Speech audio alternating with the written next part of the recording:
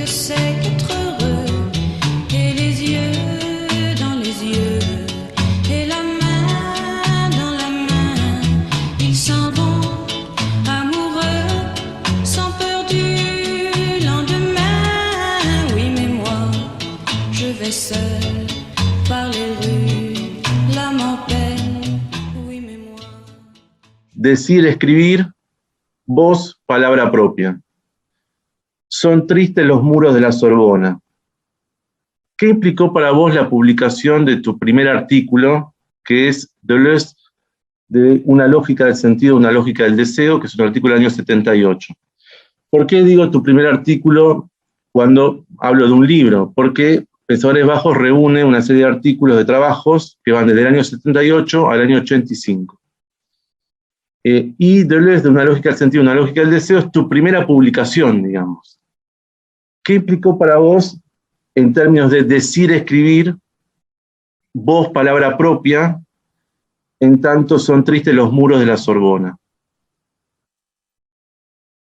Bueno, fue, como vos decís, fue mi primer escrito, en el sentido de que con el trabajo de Deleuze, de la lógica de sentido a una lógica del deseo, yo encuentro por primera vez mi prosa filosófica. Es decir, no la había encontrado hasta ese momento. Había escrito cosas de distinto tipo, incluso sobre Deleuze, un texto que se llamaba El cuerpo sin órganos, que lo hice circular en un pequeñísimo grupo de gente que estaba interesado en Deleuze, en los umbrales del golpe de Estado y de la dictadura. Todavía había en Buenos Aires un grupo de psicoanalistas, Gregorio Barenbrich, y un grupo que se había separado del psicoanálisis tal como era dominante en Buenos Aires, Lacaniano y demás, que eran militantes de izquierda, que encontraron en el Antiedipo una plataforma teórica que pudiera fundamentar un poco sus búsquedas. A ellos yo les entregué esta especie de El cuerpo sin órganos y indudablemente era una prosa que se buscaba a sí misma, pero que no era la que yo quería expresar, ¿no? Era muy limitada, pretendía ser intensa, pero no era lo que yo estaba buscando, no sabía muy bien qué era. Con este trabajo que yo escribo en un departamento ahí en Viamonte y Maipú, encontré algo, encontré un lugar, encontré mi lugar. Yo siempre rememoro la sensación que yo tenía de un libro de Carlos Castañeda, Las enseñanzas de Don Juan, en la que hay este ritual del brujo mexicano, en el que se trata de encontrar un lugar. Para encontrar un lugar había que correr mucho, incluso en círculo, que de alguna manera me parecía que lo que yo estaba haciendo ya hace unos años. Y encontré un lugar. Empecé a hablar, a escribir, y eso empecé a escribir, es decir, sentí que las palabras fluían, que las palabras estaban ahí, que iban una atrás de otra. Eso fue ese texto, ¿no? Que fuera sobre Deleuze tampoco era una casualidad, me imagino yo, porque era el filósofo que me permitía soltar la lengua, porque el Antiedipo, que había salido en el año 72, yo vuelvo a la Argentina ese mismo año y puedo llegar a conseguir desde Buenos Aires el libro de Deleuze recién salido en Francia ese mismo año, y me dio y me produjo el impacto que iba a durar, digamos que para siempre, pero que un par de años, encontré un modo de volver a la filosofía. Yo tenía un poco trabado el acceso a la filosofía, estaba absolutamente trabado. Foucault, lo último que yo había leído de Foucault antes de irme de Francia, en mi viaje a Oriente, en el orden del discurso. El orden del discurso era del año 70, 71, un pequeño librito que era una conferencia, pero que ya estaba perdido en el tiempo porque no tenía eso continuidad. Yo había, de alguna manera, estaba trabado con la filosofía, buscaba nuevos modos de expresión, y con Deleuze hay un retorno a la filosofía con el antiedipo. El antiedipo me permite a mí volver a la filosofía y de alguna manera soltar la lengua y encontrar un punto de convergencia entre mis búsquedas y mi extravío, fundamentalmente mi extravío por el mundo. Había recorrido prácticamente medio planeta de un lado para otro como un nómade, digamos. Y me extravío también por los lenguajes. Escribía poesía de un modo satírico, riéndome hasta de mí mismo, algunos pequeños relatos en forma de cuento, intentando una novela que nunca salía.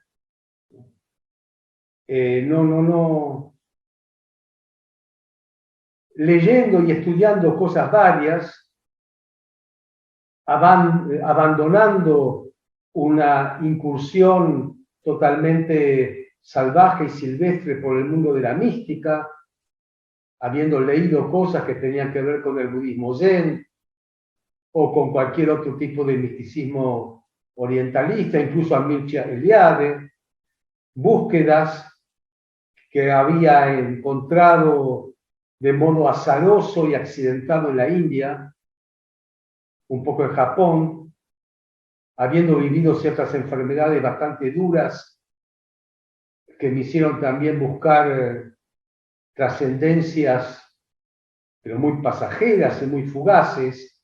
Bueno, ese mundo caótico, totalmente caótico también por haber vuelto a Buenos Aires, en el que no me encontraba, en el que prácticamente no sabía con quién hablar, en un mundo político que me era totalmente ajeno, raro, habiendo llegado de un día para el otro de una ciudad como Tokio, que también me era ajena. Bueno, en ese mundo me cae el antiedipo. Por lo tanto, ese mundo, cuando me cae el antiedipo, yo me digo, acá hay algo en Deleuze del que conocía la lógica del sentido, fundamentalmente. Diferencia, repetición, poco, pero es un libro muy complicado, muy académico. Pero el antiedipo realmente me sorprende, porque lo que hace Gilles Deleuze en el antiedipo es tomar toda la cultura juvenil de mediados de la década del 60, él la toma. Es un hombre que en los años 70 ya tiene 45 años, digamos, más o menos.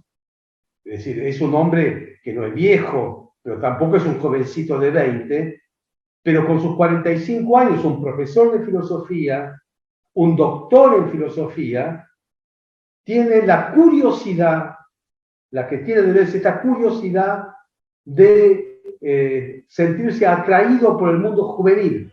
Y cuando digo el mundo juvenil, estoy hablando del mayo del 68, que en Francia fue una explosión. Pero con el mayo del 68 está todo el mundo de la literatura norteamericana, que a Deleuze ya lo atraía desde antes. El mundo de la droga, que a Deleuze le atrae desde antes. El mundo de Allen Ginsberg, el mundo de Burroughs, el mundo de la ayahuasca, el mundo del mezcalito, el mundo de Malcolm Lowry, de Bajo el Volcán, el mundo del alcohol, del que Deleuze era el vicedipsómano o alcohólico durante un tiempo, lo fue, tuvo que abandonar para poder seguir trabajando, pero le permitió escribir y le permitió pensar el mundo de Scott Fitzgerald, el mundo del nomadismo de los escritores norteamericanos, como Henry Miller. Ese mundo, el mundo de Antonin Artaud y del Peyote, ese mundo es el que se lleva consigo mismo Gilles Deleuze. Ya de antes lo mezcla con otras cosas que tienen que ver con su encuentro con Guattari, que va a llamar el esquizoanálisis y el mundo del deseo. Y todo ese mundo que él trae era mi mundo también.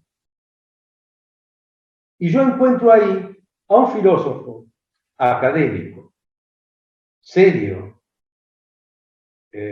consistente, erudito en filosofía, profesor que congenia esta cultura caótica, silvestre, sin canon, con su formación sorboniana, que era la que tenía yo, porque de alguna manera pasé por la Sorbonne, y de alguna manera yo fui a estudiar a Francia filosofía, y había estudiado ahí, y había transitado por una formación teórica muy estricta, jesuítica, conventual, como era la cultura filosófica que habían instalado en Francia en mi época los altuserianos, estos nuevos marxistas, ¿no?, que enseñaban a leer con rigor conceptual. Había transitado por ese mundo, incluso levemente por un Foucault de las palabras y las cosas, que era también un mundo muy arduo, conceptual, como lo fue todo el estructuralismo. Yo me encuentro con un Deleuze que permite la libertad del desvarío, un desvarío que no termina ni en la locura, ni termina en la mudez, ni termina en la enfermedad, sino que termina en la posibilidad de escribir y de pensar. Yo me encuentro con ese mundo. Ese mundo a mí me permite poco a poco volver a estudiar. Había hecho un paréntesis en mis estudios, es decir, no era exactamente un paréntesis, sino era un desorden. Iba a la biblioteca del maestro a estudiar ciertas cosas, pero con Deleuze vuelvo, a ver si se entiende, vuelvo a la academia, pero a la academia ya no existe más el frontón de la Sorbonne.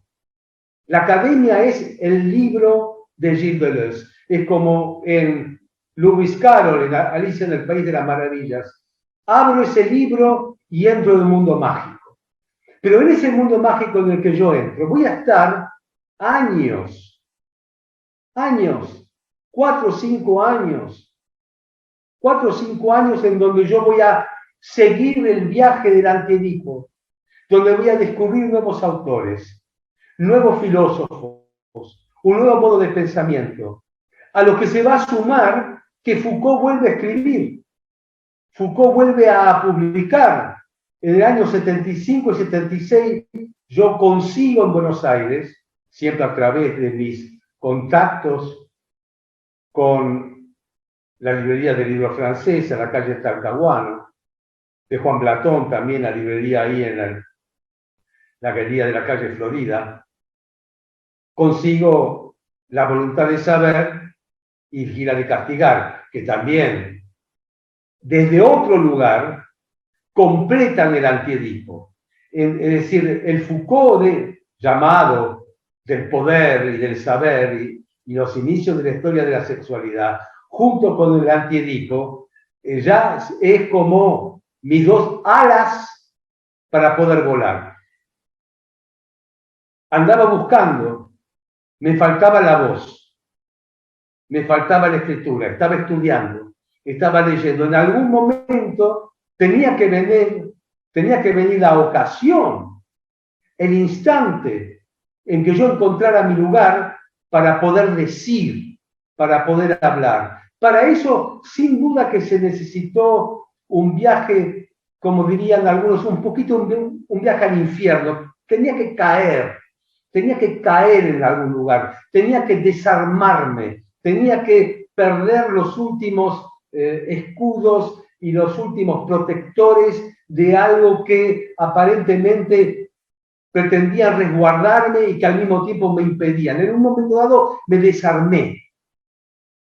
Aquel, como fue un día emblemático, porque coincidía con la conquista de la Copa Mundial durante la dictadura, no sé si era un 25 de junio del 78, en la que yo me desarmé. Fue una coincidencia. Muchas veces pasan estas cosas, coincidencias históricas con coincidencias biográficas. Me pasó más de una vez. Argentina gana el Mundial, toda la Argentina está en la calle y yo estoy en un sótano. En realidad estoy en un piso 21, en un sótano alto, solo, sin nadie, habiéndome desvinculado de una situación conyugal y familiar muy dolorosa, solo, con un cuaderno Laprida y una virome. Y ahí, en una tardecita, una noche, el 25 de junio, tomo la virome y escribo "Son tristes los muros de la Sorbona".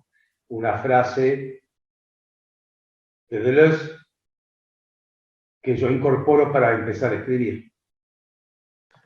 El artículo, el texto sobre Deleuze, tu primer texto, uno lo relee y sigue encontrando un proceso de composición muy interesante, porque por un lado está estructurado, tiene entradas, se van conectando, pero por otro lado es rizomático, porque uno puede ir a cualquiera de las entradas, leer una entrada y llevarse algo, digamos. Uno puede entrar a ese artículo por cualquier lado también.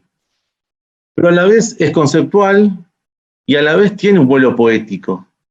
Entonces, pienso en qué medida encontrar esa voz propia, esa escritura propia, para vos siempre implicó una dificultad.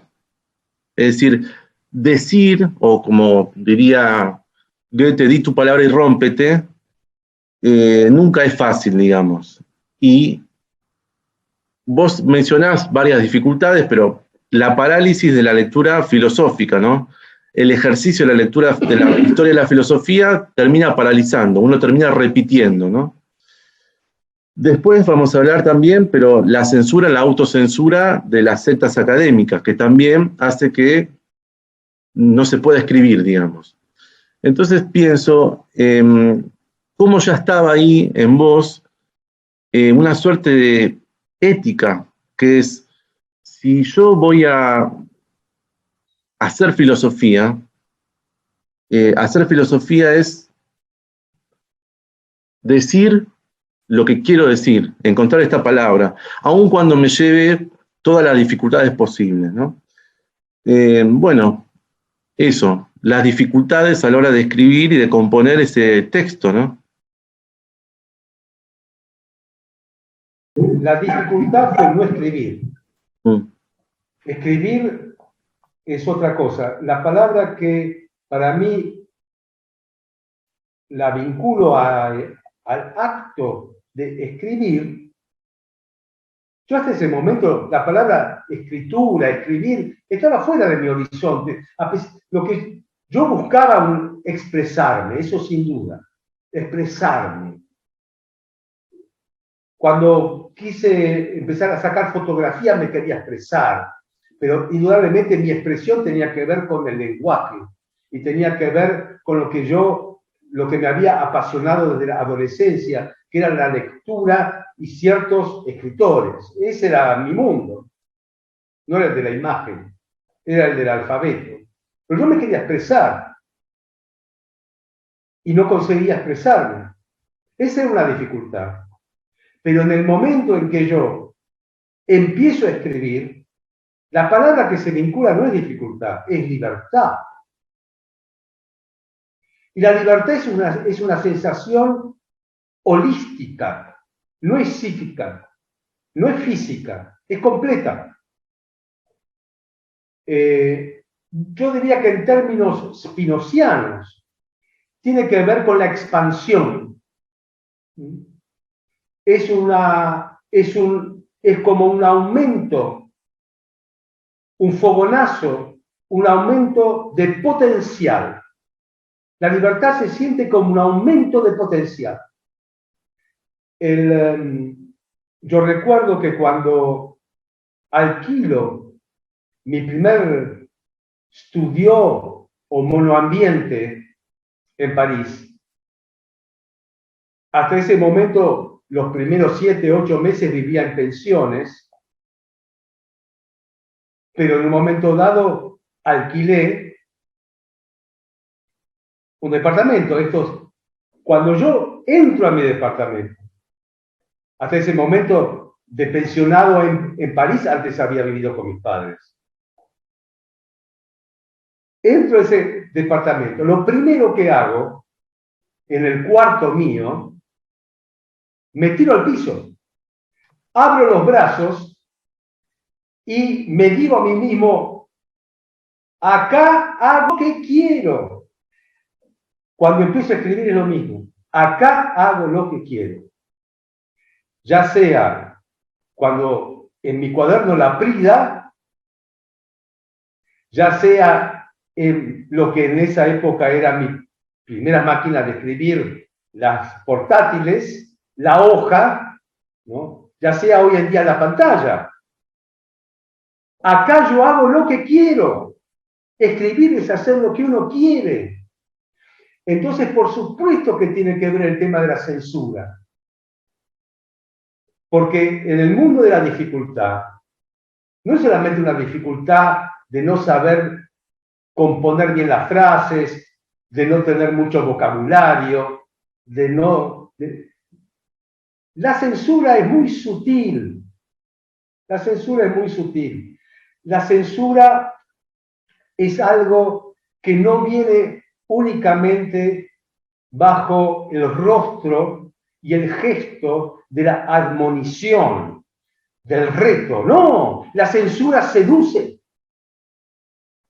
Porque la voz del amo es la voz del amo, es decir, de alguien que nosotros miramos para arriba, que adoramos, que veneramos, que admiramos. Es decir, no es algo que nos mete simplemente miedo, es miedo y amor. Por eso la censura es tan seductora. Porque si uno dijera, bueno, simplemente me reprime y yo estoy reprimido, estoy inhibido y algún día me voy a liberar. No es eso. El tema de la censura es desenamorarse del censor. Entonces, claro que existe la censura. ¿Cómo se llama la censura? La censura tiene una voz autorizada, es una autoridad. ¿Pero quién la autoriza? Nosotros. Sin nosotros no hay censor. Entonces, está autorizada, ¿no? Y desautorizarla es autorizarse. Y una vez que te autorizás, por lo menos desde mi punto de vista, es como andar en bicicleta. Vos podés empezar a andar en bicicleta a cualquier edad, pero lo que es así, una vez que aprendiste a andar en bicicleta, no hace falta que practiques andar en bicicleta, porque ya sabes andar en bicicleta. Es decir, podés andar en bicicleta y después durante 20 años no vas en bicicleta, pero cuando hay una bicicleta, después de 10 años de andar en bicicleta, te subís a la bicicleta y vas en bicicleta. Ya está. Con la libertad es lo mismo. Con la escritura en el sentido de libertad es lo mismo. Una vez que te expandiste, ya está. No puede volver a meterse. Y yo, la censura, el amor al censor, lo tuve desde muy chico. Yo amé al censor. Yo amé a mi papá. Yo adoré a mi papá. Mi papá era un dios. Mi papá era Luis XIV. Era el dios Sol. Y yo era un paje. Yo estaba para él. Yo lo adoré a mi papá. que en paz descanse, porque se lo merece. Lo quise mucho, pero más que en realidad lo quise mucho de grande, cuando ya no era el Dios Sol. Pero de chico, lo esperaba todos los días que volviera del laburo. Yo lo esperaba en la escalera. Había en mi casa una escalera. Lo esperaba en la escalera porque ya eran las 6:30, 7 de la tarde y no había vuelto. Este hombre, que era un gran hombre, yo lo adoraba. Pero claro, no solamente era una relación de adoración, era una relación de sumisión. Y bueno, en un momento dado, tuve que matarlo, tuve que apagar el sol. Y fue muy difícil, porque yo era muy joven, muy jovencito, pero sabía que si no apagaba el sol me apagaba a mí. Y sentí el instinto de supervivencia que no podemos brillar los dos. Uno se va a tener que apagar. Le llevo muchos años, esta especie de pasaje de luminosidad. Pero Bien. una vez que empezó eso también, no pudo parar. La necesidad de expresarme, porque era una necesidad vital. Yo no podía hablar. Esto ya lo conté 1000 veces. Yo no podía hablar. Era un tartamudo agudo. No podía hablarle a la gente. Yo era una especie de oreja permanente. Ojos y oreja. Me faltaba un sentido, que era, no se movía mi lengua. Y eso tenía que ver con todo este tema. Expresarse para mí era vital porque era físico, no era psíquico, era físico. Y para poder empezar a hablar, yo tenía que empezar también esta especie de camino de desenamoramiento del Dios Sol, porque el Dios Sol me trababa la lengua. Entonces me llevó muchos años, hasta los 22 años aproximadamente, en la que mi lengua empezó a flexibilizarse. Entonces, la libertad empezó primero oral, y 10 años después, gráfica. Tomás, el libro está dedicado a tus padres. Tu primer libro está dedicado a tus padres. Y el último de tus libros, La Matanza Negada, autobiografía de mis padres, está dedicado a tus padres, ¿no? Pero bueno, el libro ya estaba hecho, estaba publicado, ya, digamos, en el año 87 ya estaba, digamos, todo este trabajo que vos comentás, esta cuestión de matar, pero al mismo tiempo amar también, de otra manera, ¿no? Porque matar es amar de otra manera también. Bajeza, bajo. Pensadores bajos. Pero vos decís, bueno, hay un sentido de bajo que no es el sentido, que es el sentido que se usa, que no es el sentido que yo le quiero dar. Bajo de bajeza. Y ahí aparece Sartre. Pero el Sartre es joven, decís vos, ¿no? Y señalás de todos modos, estoy disfrutando ahora la lectura del Flaubert de Sartre, pero el Sartre que está acá es el Sartre joven. De algún modo Sartre te acompañó toda tu producción. El deseo de revolución está Sartre, pero el último Sartre, digamos, ¿no? En esa parábola que vos hacés con el Fedón de Platón. Y Sartre y sus batallas, Sartre Bataille, Sartre Merleau-Ponty. Y lo que quería preguntarte es esto, ¿no? Vos decís en un texto dedicado a Sartre, una sociedad que miraba su pasado como si no le perteneciera. Y te referías a la Argentina de los años 84-85, ¿no?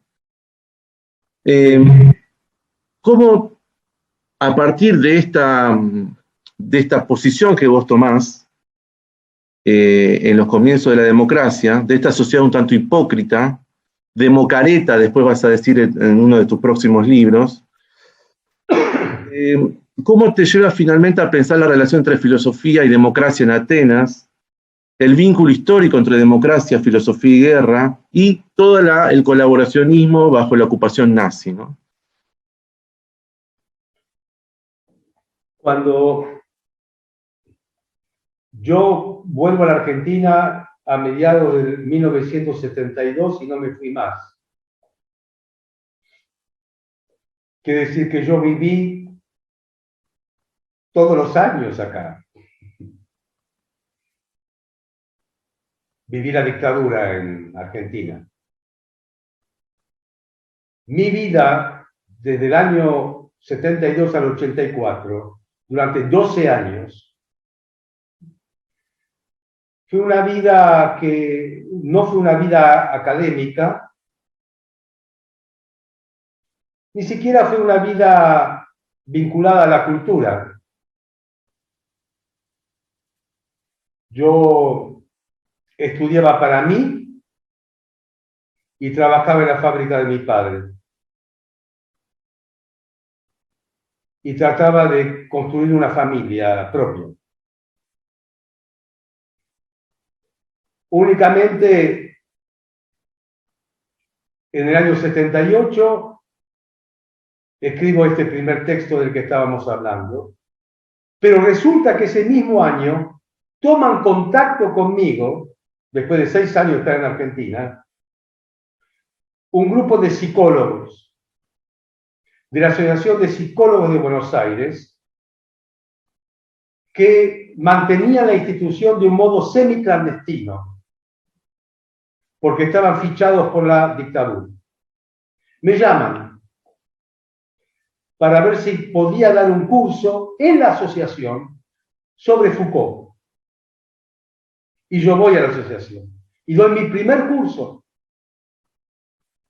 Hasta ese momento nunca había dado clase yo, salvo un pequeño trimestre de muy jovencito, joven, en Normandía, en Francia. Y doy mi primer curso, un curso que duró un tiempo, el año 78, hubo una razzia, secuestraron a una de mis alumnas, que era la presidenta de la Asociación de Psicólogos, la mataron, y hubo un desbande general, pero yo seguí dando clase en mi domicilio a otro grupo que quería estudiar Deleuze. Es decir, ese fue mi primer contacto docente.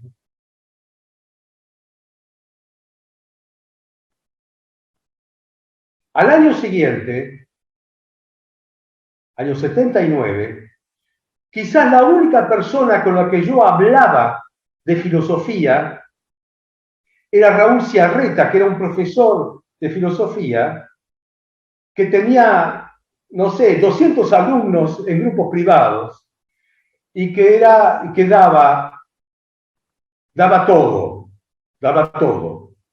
pero daba fundamentalmente, él se había hecho altuseriano y lacaniano. Por supuesto era un hombre de izquierda, decía que los dos hombres más importantes de la modernidad eran Lacan y el Che Guevara, y yo me reunía con él a veces una vez por semana a hablar. Él sabía de mis estudios en Francia, sabía de haber estudiado con Althusser un poco, y con el grupo de Althusser, con Rancière, con Badiou, con Balibar,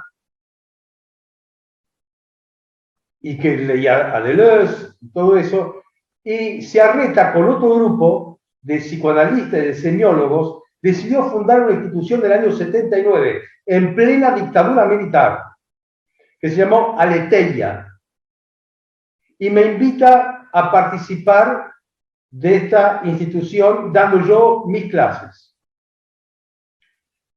Había un semiólogo que se llamaba Serkovich, había un ingeniero que daba topología lacaniana, que se llamaba Pérez Peña, estaba Juan Torrisi, que daba psicoanálisis lacaniano, y daba Ciarreta, daba Lacan y la filosofía.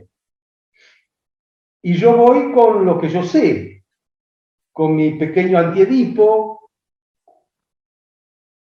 con mi Foucault. Di mi primera clase, se reunieron todos y me echaron. Porque no podían aceptar que yo estuviera diciendo lo que tenía que decir. Había mucha gente en esa institución, fundamentalmente gente del psicoanálisis, pero digamos que se habían inscrito 90, 100 personas en un lugar en la calle Charcas, alquilado. Pero yo me junté con Ciarreta y le dije, mira, de esta reunión sale uno solo vivo, y voy a ser yo, porque a vos te mato. Yo acá, vos me convocaste, y yo de acá no me voy, me tiene que sacar, pero físicamente me tiene que sacar. Así que me quedé todo el año, mientras duró la institución, diciendo lo que yo tenía que decir. Ahí hubo alguna gente que me conoció, y después me llamó, cuando vino Alfonsín. Estos eran mis antecedentes por los cuales cuando se abrió la universidad, yo fui llamado.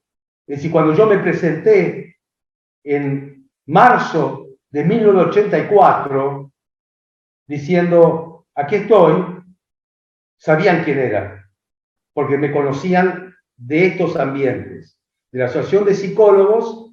El decano de Psicología era el vicepresidente de la Asociación de Psicólogos, Besetti. Y bueno, entonces, esa era mi vida. Trabajaba en la fábrica, tenía mi familia, me tenía que ocupar mucho de mi familia, de una hija grande que tenía en ese momento, después tuve la otra hija, me tenía que ocupar full time de ellas en realidad. Trabajaba y en los lapsos posibles escribía mis artículos como el de Deleuze, como después el de Sartre, que se publicaron en la revista de Psicología de la Asociación de Psicología de Buenos Aires. Nadie conocía a Deleuze. Había un artículo que había salido en Brasil, de eso sabían. En Argentina nada. No había ningún escrito. Sobre Sartre escribí. Pero bueno, en el año 83, es el año de la transición, los militares son derrotados por las Malvinas, por los ingleses, se van, empiezan las campañas, yo empiezo a escribir en el diario Tiempo Argentino, para un público más amplio, sobre filosofía nacional, sobre Foucault, sobre Sartre y Bataille. Tiene una difusión, hay gente que no me conocía, llama la atención mi prosa, y entro como profesor titular de filosofía a la Facultad de Psicología a dar mis primeras clases. Claro, ya con Alfonsín.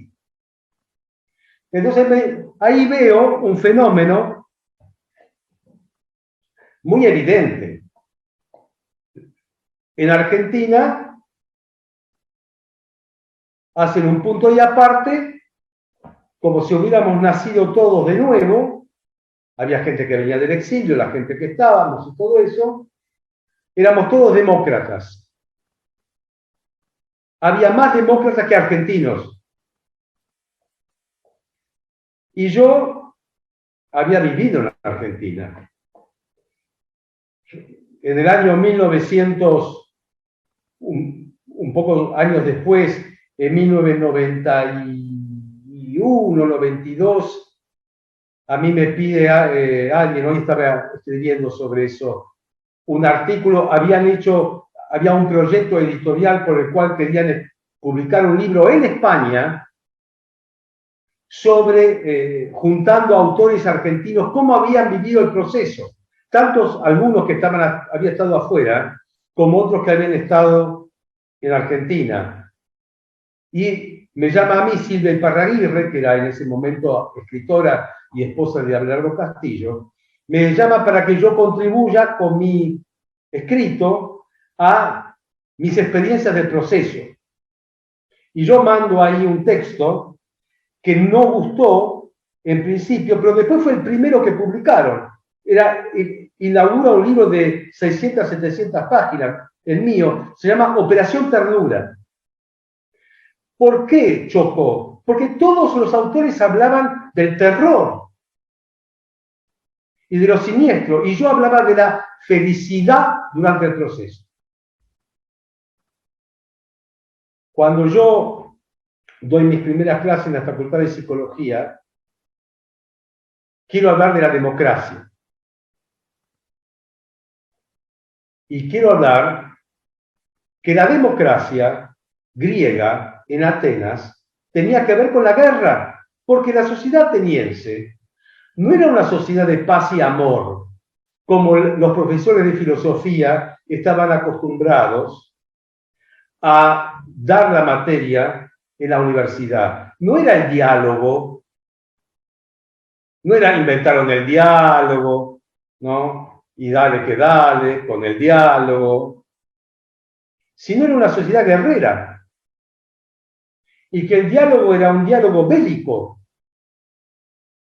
Y que las democracias tenían que ver con lo bélico.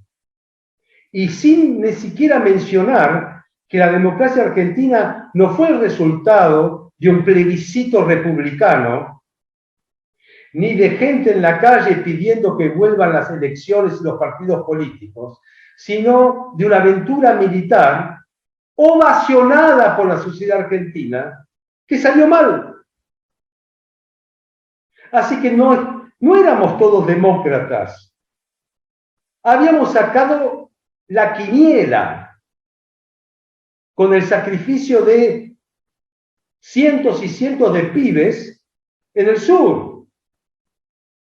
Y que había que tomar un poco conciencia de eso, asumir la responsabilidad, no para culparse ni para crucificarse, para crecer, para fortalecer la democracia teníamos que decir las verdades. Entonces,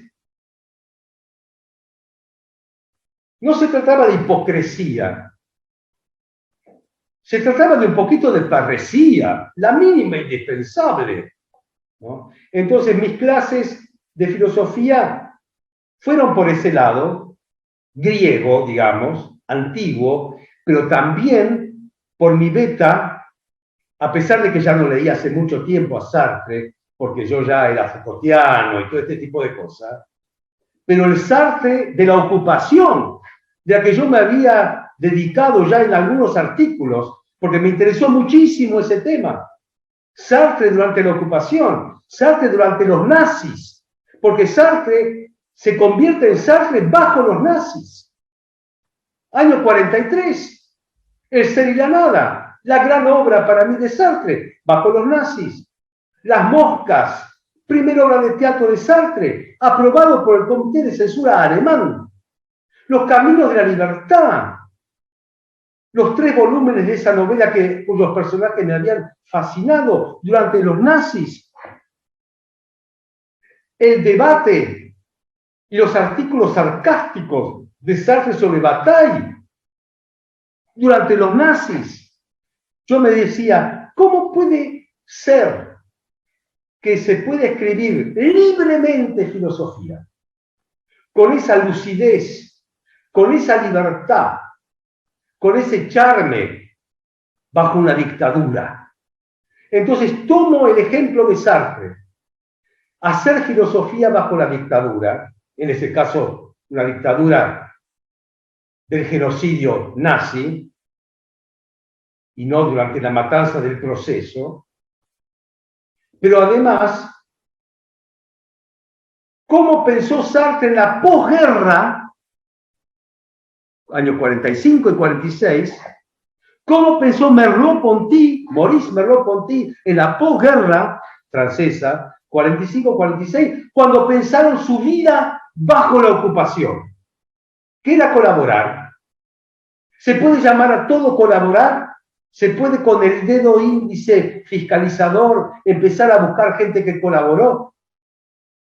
¿Quiénes resistieron verdaderamente? ¿Quiénes resistieron a media? ¿Quiénes colaboraron? Esa discusión de franceses, de esa filosofía llamada existencial o fenomenológica la francesa, Sartre, Merleau-Ponty, muy poquito Albert Camus, porque Albert Camus se cayó la boca porque fue el único resistente. Y recién, poco después, quiso hablar. Yo también llevo eso a mi programa de filosofía. Mi programa de filosofía es Atenas, democracia y guerra. Sartre, vivir bajo la ocupación. Y Foucault, verdad y formas jurídicas de cómo el conocimiento y el saber se relacionan con el poder. Fundamentalmente ese era mi programa de ese momento, en la Facultad de Psicología. Je me demande quand viendra le jour où les yeux dans ses yeux